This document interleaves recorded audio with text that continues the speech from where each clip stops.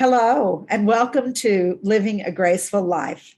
I'm your host, Denise Medved, and I'm also the creator and founder of the Ageless Grace Brain Health Program, which is being taught in 50 states in the United States and also 30 other countries to help people with their function, their attention, their focus, and help their brains be sharper than ever, no matter what their age.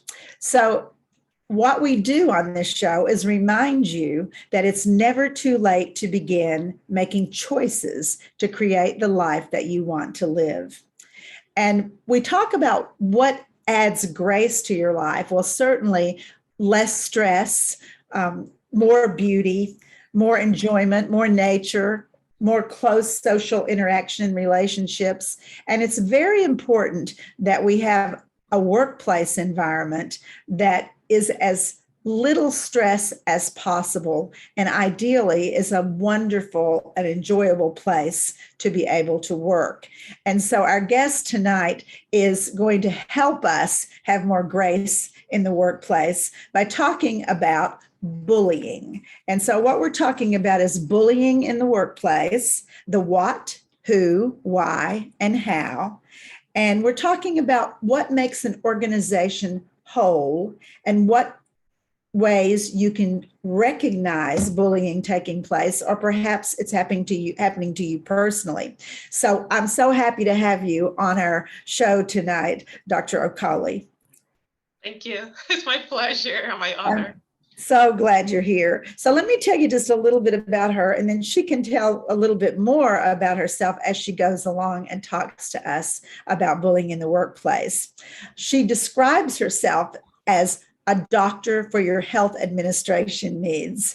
And that especially is as it pertains to healthcare. That's her area of expertise. She has a doctorate in health administration through A.T. Still University and has over 19 years of combined working experience in the healthcare industry at the front lines, academia, research, and administration.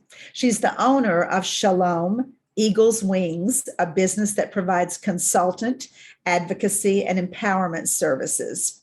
And we will tell you at the end of the show how to get in touch with her, how to follow through with her, how to sign her petition, and how to find her book.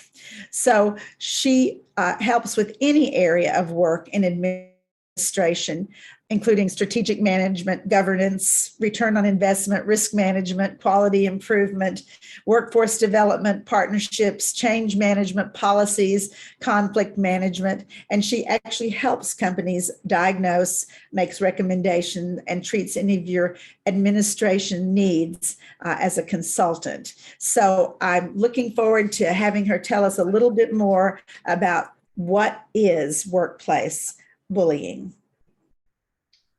Well, thank you. Thank you for the introduction, Denise. And yes, workplace bullying. It's a very interesting topic, one that some people shy away from, but the reality is we need to talk about it. So what is workplace bullying? So basically, workplace bullying are actions, either physical or psychological, that are repetitive in nature. And the intent is to cause either harm or to belittle someone. And that's the key of this bullying. So the key is it's intentional and it's repetitive, and it can be physical or psychological in nature. And in terms of what it is as well, like depending on who is doing the observing, you may not readily detect it. So it's not so much just the intention, but it's also the character. So it's the character of the behaviors, the intention, the frequency, and the effect and impact it has on the individual who is the recipient of those behaviors. So that's what it is in a nutshell. Right.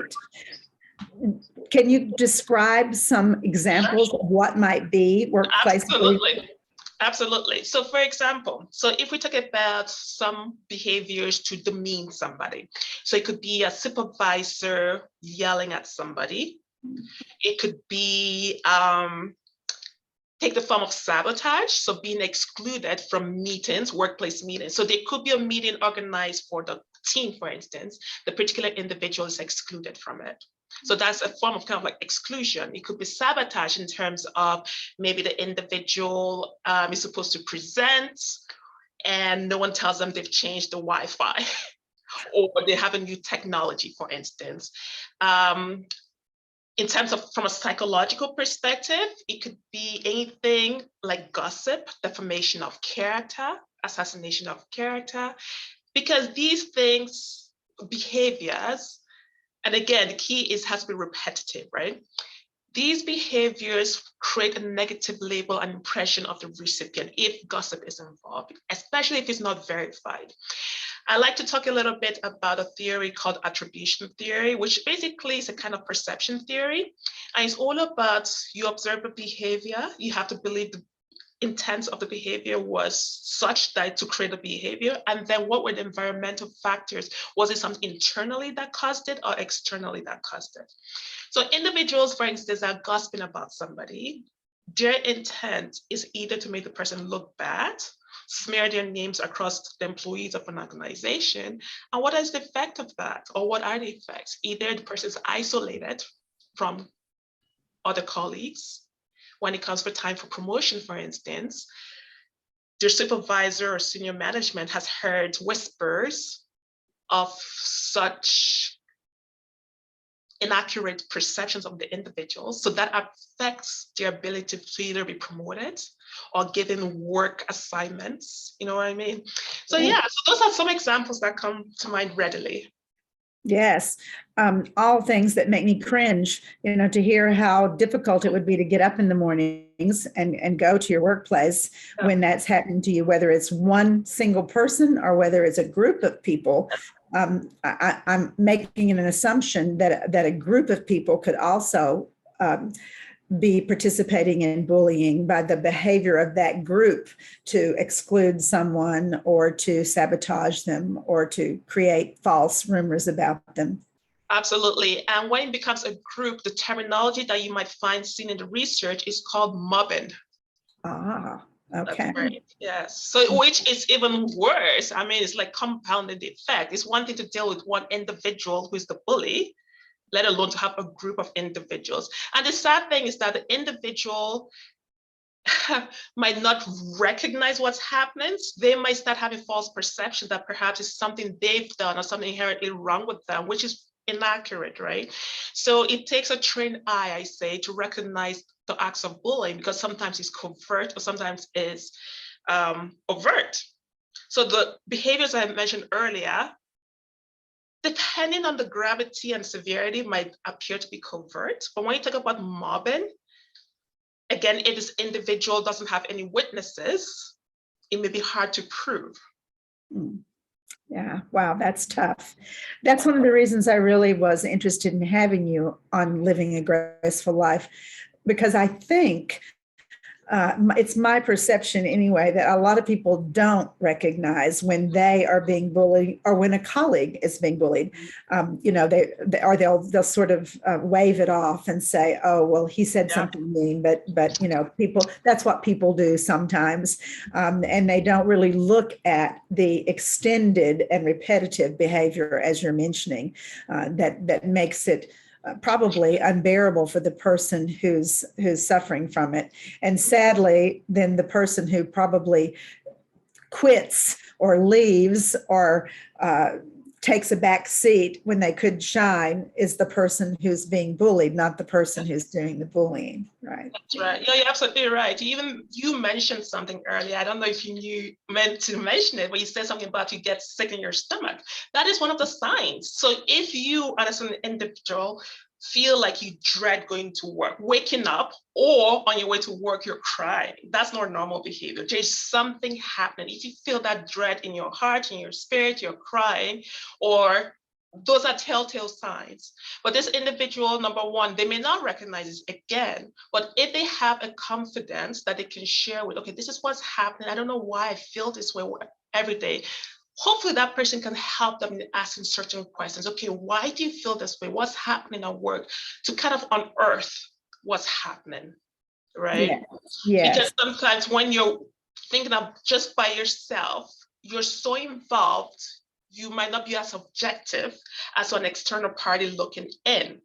Now, again, depending on the work environment you find yourself, if it's psychologically safe, if individuals are all bullies, again, from a covert fashion, that poor individual that's been bullied, I'm sorry to say that it's not going to be very favorable for them.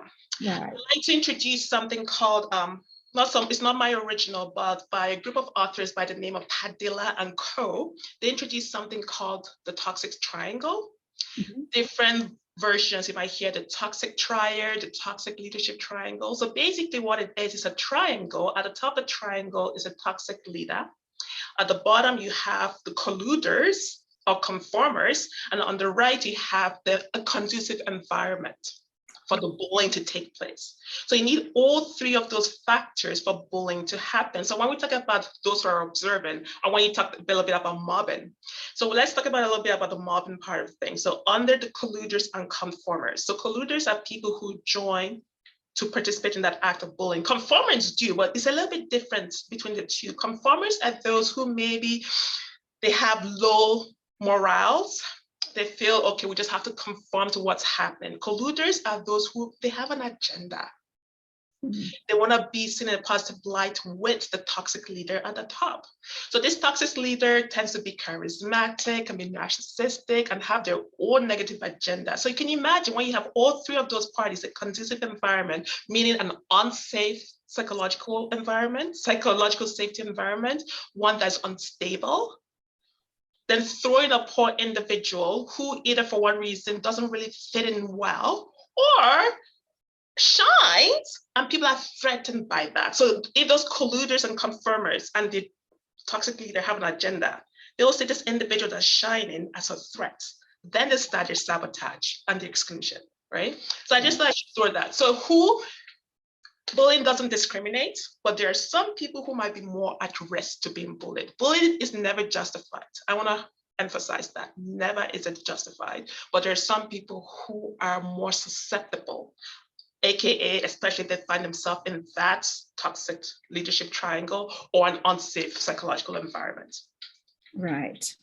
And that was interesting that you said it could be someone who shines, someone who's doing really well and achieving, and everyone else is saying like, we don't like that, you know. So they're possibly colluding to bring that person down a notch, so to speak. I can see why that would be. What does someone do if this is happening to them, or if they see it happening to someone else in their workplace? Because that could be another thing, is that you might observe it happening to someone and that person may not even be aware what's happening, but you see it as a third party. Yeah, excellent question. So before I answer that question, I want to state the statistics according to the government of Alberta in 2018. Specifically from the Canadian Safety Council, 1 in 6 people have been bullied and 1 in 5 have witnessed another being bullied. So what can you do? So I'm going to break it down in, it's quite a high statistics and an unfortunate statistics actually. And this is 2018. So I can only imagine what's happened between then and now. That statistics must have risen, right? So what can one do? So so I kind of alluded to a first hint initially when I said, find a confidant. Second, if you become convinced that you're being bullied, number one, I highly recommend every employee needs to be cognizant and aware of their workplace policies. What does it have to say when it comes to bullying or respect in the workplace? Be aware of that, track it down, look at the different steps, because with most bullying policies, either for the organization or for the province or for the state you belong to, there are steps one needs to take. So if you observe it, so when let's say you as a person being bullied, retrieve the documents, read the policies. The next step is usually, most supervisors always say, have you spoken to the individual that's bullying you? Have you asked them to stop? If they haven't, then you climb the ladder, which would be go to your supervisor. Report verbally. Some organizations have internal reporting systems electronically that you complete as well. So again, you need to be cognizant of what's happening in your environment, in your organization, what's available. So report it verbally and document it. Some organizations have unions, some do not have unions. So if you have a union, I invite you to or recommend you contact your union. Now, some parties, again, depending on how healthy your work environment is, do not feel comfortable going to the union, or there's, depending on the size of the organization, there's a third-party entity called like EFAP, Employee and Family Assistance Program, which is supposed to be confidential. Some individuals, employees, do not feel comfortable. They don't believe it's confidential. They believe it's going to get back to their employer, whoever it is, right?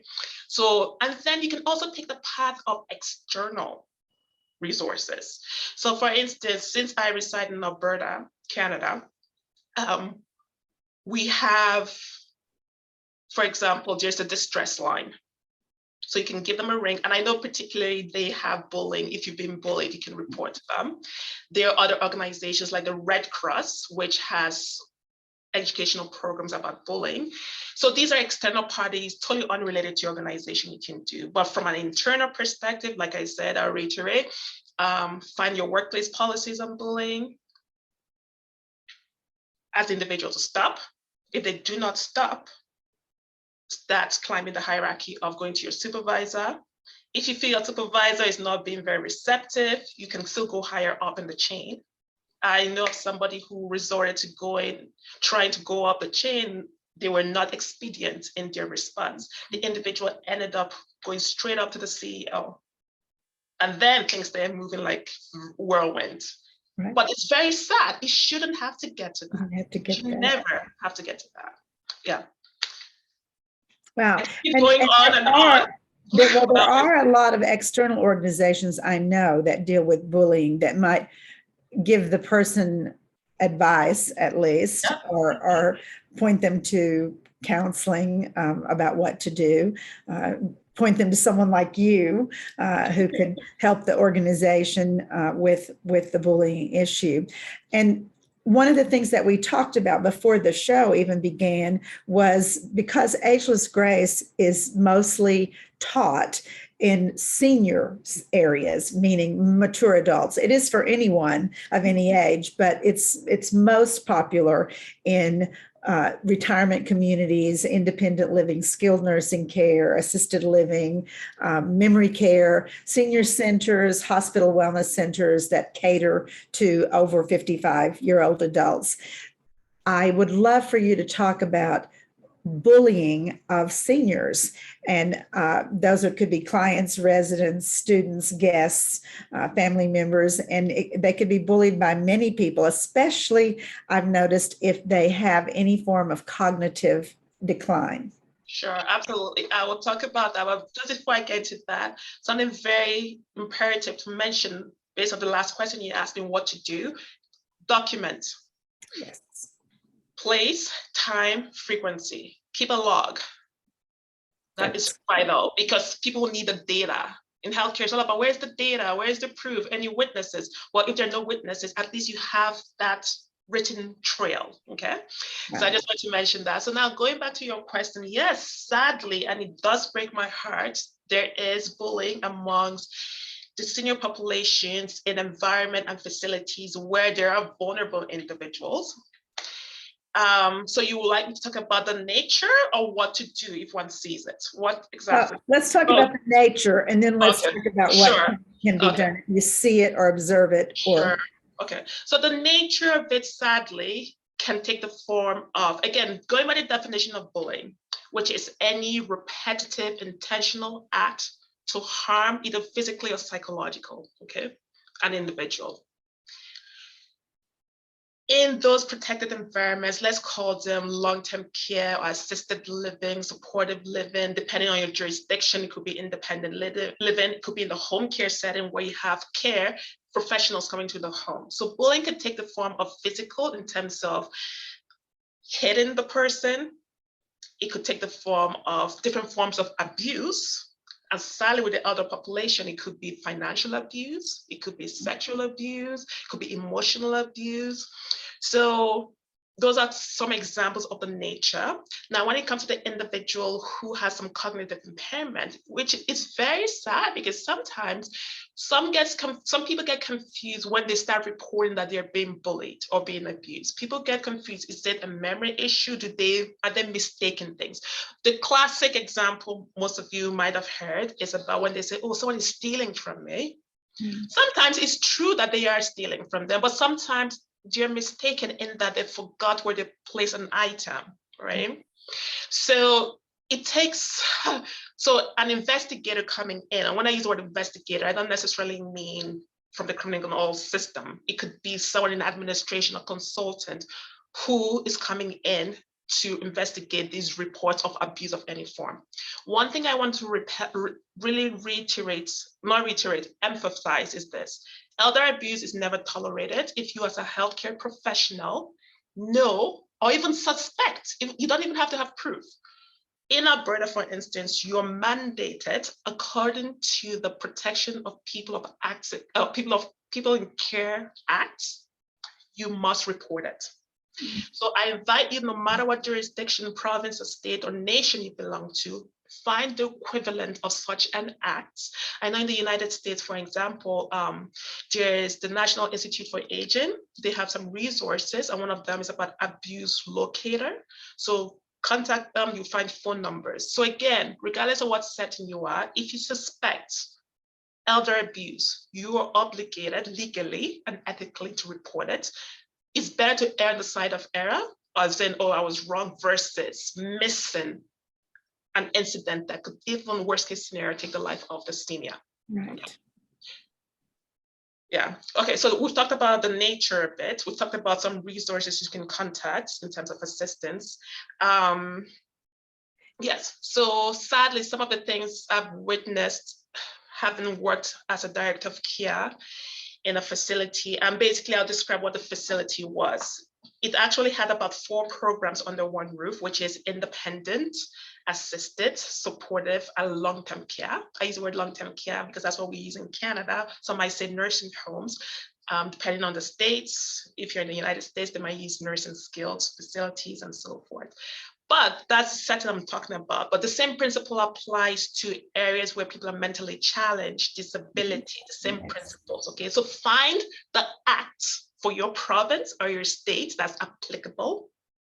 It gives you some guidelines how to deal with elder abuse. Worst case scenario, there's nothing wrong with calling that 911 if you're in North America, and whatever it is, depending on where you're watching globally.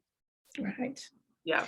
Is the first step, if you're an employee in a long-term care facility of some type or another, and you notice the behavior of another employee that's abusive verbally, physically, financially, any of the ways that you mentioned, is the first step possibly to go to the director of the facility and say something about it? Because again, you mentioned that director might be a bit investigative and go and see, let me watch this and see if I see anything that you're talking about. So yeah, so if you suspect, depending on your role in the facility as an employee, there's a hierarchy. So it might usually take the form of contacting your charge nurse, whoever the person in charge. And when I say the word in charge, because think about it. Okay, so let's spin. So you have the employee, you can have the charge nurse, and then you have the administrator. Okay, so you usually talk to the charge nurse or whoever the equivalent of the charge nurse is. Some may not have a charge nurse, they might have a general manager. Go through that hierarchy. Depending if you feel you're not getting a good resolution or not being heard, climb that ladder. But most importantly, one thing you cannot afford to do is document. Regardless of if you're being heard or not being heard, you must document every single thing. Now, if it's family, because again, sadly, it might be the family members doing the abusing. So one of the, again, document, but have a conversation. If you don't feel comfortable having that conversation one-on-one, invite again, either the charge nurse or the equivalent, and then do that climbing again. Because bullying, elder abuse is a very sensitive topic, and the fact you're legally required to report it, if you don't, some facilities might be fined. But again, it's not just about being fine. It's about the individual, the human being in front of you that's being bullied. They're worthy of respect and they're vulnerable. You're supposed to protect them. Okay. If that were your own family member, how would you advocate for them? How would you do everything in your power to stop the bullying, right? So some of these things I'm thankful and I'm happy we have policies to guide us, but it's just basic human interaction in the sense of how would you want to be treated? How would you want your loved one to be treated? Absolutely. That's a beautiful guideline, needless to say, as opposed to saying, well, I just work here, I'm going to turn a blind eye. It's not my job. But it is, and it's the way you would want your family member to be treated. Absolutely. I'm mesmerized. I'm hanging on every word, and believe it or not, we're down to the last few minutes of the show from the content portion, and so I'd love to let everyone who's watching know how to reach you. How would they get in touch with you? How would they get your book? Some of the things I promised at the beginning. If you would like to share that with us, I know people would be interested. Sure, thank you. Yeah, so you can reach me via email at Cheryl@shalomeagleswings.care, because I care for you. And my website is shalomeagleswings.care. And it's Cheryl with an S. Cheryl with a C. With a C, right. Sorry, yeah, Cheryl with a C. Cheryl@shalomeagleswings.care or shalomeagleswings.care for my website. And yes, I do have a book. So it's not geared towards bullying, but it's all about conflict resolution. The setting, when I wrote the book, is all about the operating room, but the principles apply across settings of healthcare and industries. And you can find the book actually either on More Shops. More Shops is for my European audience and for Denise's European audience, if they will. And you can also find it on Amazon, either Canada or United States as well. So the book, I'm just trying to share my screen here to see if yes, you can see it. I can see it. Oh, perfect. So this is what the cover looks like. And yeah, so you can feel free to do that. And then I also have a petition. So what is this petition all about? So we've known healthcare providers sadly have been burning out and overworked prior to the pandemic, and even more so now. So I started a petition basically to provide a retreat for healthcare providers who are working either at the front lines, administration, research, academia, a retreat whereby they can glean and learn conflict resolution skills, quality improvement tools to empower them to go back to their workplaces to be effective change agents, positive social change agents and work change agents, but most importantly, to rejuvenate them holistically, their physical, mind, spiritually, mentally, socially, right? There will be some counseling. However, I won't tell you all the details because that's for you to find out in due time. But what does it look like? I do have a little glimpse for you. And this petition I'm just going to show you how you can access it. So if you were to type in my name do a Google search randomly and type in my name, you can see it available. And the petition itself talks a little bit more about the statistics of what bullying is, workplace bullying is, harassment, provides different statistics on that, and then burnout, of course. And then last but not least, it talks about my ask, as in, please sign and share. You don't have to belong to the healthcare provider, also healthcare industry, to sign it or share it. If you believe healthcare providers need to be taken care of, sign it, please. Absolutely. Well, I encourage everyone who's watching and listening to go and sign this petition. And again, just put in Dr. Cheryl Okoli, and you'll be able to find her petition and be able to sign it and share it. Don't forget the sharing part. That's very important too. I would just also love to tell everyone about how to get in touch with Ageless Grace. It's agelessgrace.com, AGELESSGRACE.com. And it's all about helping your brain be sharper, be clearer, work better, fire more neurons, and generate new brain cells so that you can stimulate neuroplasticity. And it's very tied into everything that Dr. Okoli has been talking about tonight, because it's very much used in the workplace of long-term care, senior care, mature living. And so it's very tied in. We have thousands of educators all over the world who are working with an older adult population primarily. It's for anyone who has cognitive function. And as we know, that occurs in younger people as well, but it's specifically directed at older people. So I would love to thank everyone for being here. And I would like to remind you all what our purpose is in this show is to remind you that it's never too late to begin making choices in your life to create the life that you want to live. Thanks for being here, and we'll see you next week, 7 p.m. Eastern, 4 p.m. Pacific time on Living a Graceful Life.